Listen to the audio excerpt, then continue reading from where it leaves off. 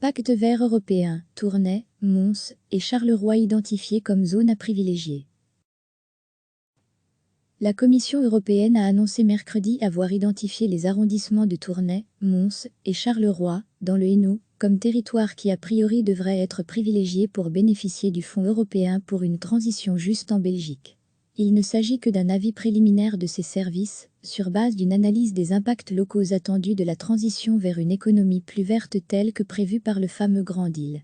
Mais cet avis servira de base au dialogue qui doit se mettre en place entre le pays et l'Union pour déterminer précisément à quoi serviront les 68 millions d'euros réservés à la Belgique pour la période 2021 à 2027 dans le cadre de ce juste transition fin. Ces derniers mois, la Commission a insisté sur l'importance de concentrer les futurs financements issus de ce nouveau fonds, une manne de 7,5 milliards, qui doit être intégrée au budget européen 2021 à 2027 et servira à aider à la transition verte dans les régions et secteurs qui en souffriront le plus sur le plan socio-économique.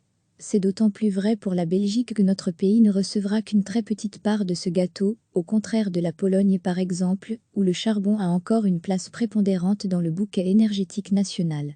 En Belgique, c'est vers les industries très émettrices de gaz à effet de serre et vers les régions qui en dépendent fortement que le regard doit se tourner. Les arrondissements de Tournai, Mons et Charleroi affichent justement la plus haute intensité de gaz à effet de serre d'origine industrielle, rapport entre la quantité d'émissions de cette industrie et sa valeur ajoutée, constatent les services de la Commission. Ces émissions sont surtout liées à la production de ciment, matières chimiques et électricité. Or, le contexte particulier du Hainaut est aussi à prendre en compte. La province est encore en pleine transition après un passé marqué par les charbonnages et l'acierie et fait face à un taux de chômage relativement élevé, 10% de la population active 15-64 ans selon les chiffres 2018 de la BNB, le plus élevé de Belgique derrière Bruxelles.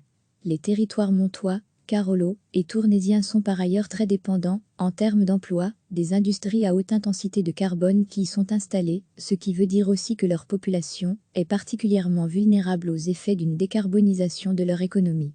Rendre l'économie locale plus verte passera sans doute par d'importantes transformations de l'industrie, une diversification, et donc aussi du personnel à réaffecter. C'est pourquoi il est entre autres conseillé d'investir à l'avenir dans la formation des travailleurs, peut-on lire dans le document.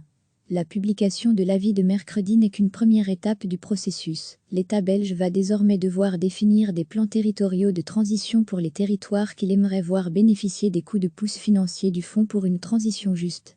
Ces plans doivent détailler les investissements et transformations prévus, dans la ligne des objectifs du Grand Deal, et justifier leur éligibilité à l'aide du Fonds. Dans le cadre de ce délicat travail, la Belgique peut se tourner dès le mois de mars vers la Commission pour une assistance technique. Recevez chaque matin l'essentiel de l'actualité. Cliquez sur s'abonner pour recevoir les dernières nouvelles.